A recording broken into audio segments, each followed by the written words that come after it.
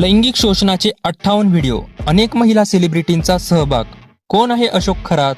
बाहेर लोक बसलेले असताना आत कॅबिनमध्ये करायचा काळे धंदे.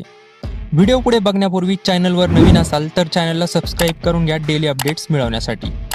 नाशिक शहरात एका प्रख्यात अंकश ज्योतिषाच्या रूपात फिरणाऱ्या व्यक्तीचा विकृत कृत्यांनी संपूर्ण महाराष्ट्र हादरला आहे. अशोक कुमार एकनाथ खरात उर्फ कॅप्टन खरात, वय वर्ष 67 वर्ष. याला गुन्हे शाखेच्या पथकाने त्याच्या गोविंदनगर येथील बंगल्यातून अटक केली आहे. भविष्य बदलण्याचे आमिष दाखवून उच्चभ्रू वर्तुळातील महिलांची वैयक्तिक अडचण सोडवण्याच्या बहाण्याने तो त्यांचं लैंगिक शोषण करत असल्याचे धक्कादायक खुलासे समोर आले आहेत.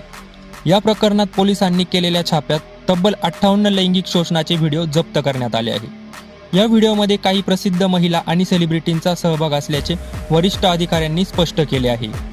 केवळ महिलांनाच नाही तर अनेक बडे राजकीय नेते, उद्योजक आणि नामांकित व्यक्तीही भविष्य जाणून घेण्याच्या नावाखाली खरात यांच्या ठिकाणी नियमित येत असल्याचे तपासात उघड झाले आहे. एका व्हिडिओत खरात धार्मिक विधीचा बहाणा करत महिलेच्या डोक्यावर तांब्या ठेवतो आणि नंतर तिच्याशी अत्यंत गैरवर्तन करताना दिसतो.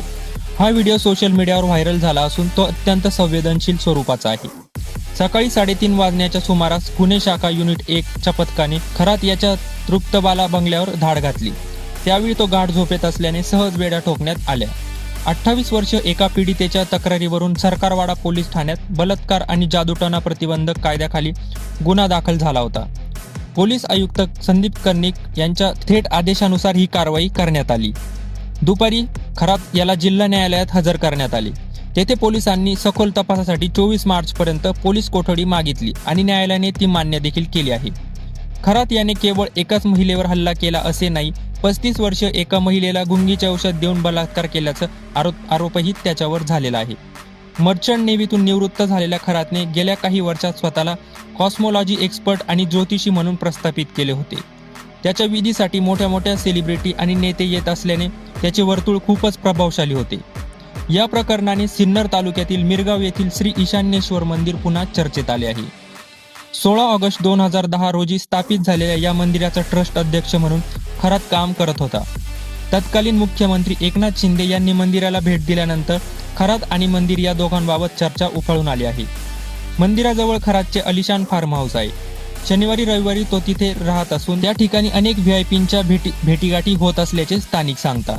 शिवाय इतर शहरांमध्ये त्याच्या नावावर कोट्यवधींची मालमत्ता असल्याचा पोलिसांचा संशय आहे आणि त्याचीही सखोल चौकशी सुरू आहे.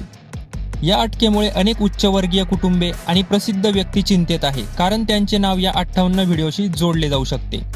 पोलिसांनी सांगितले की तपास अजून सुरू आहे. आणखी काही मोठे खुलासे येत्या काही दिवसात समोर येण्याची शक्यता आहे.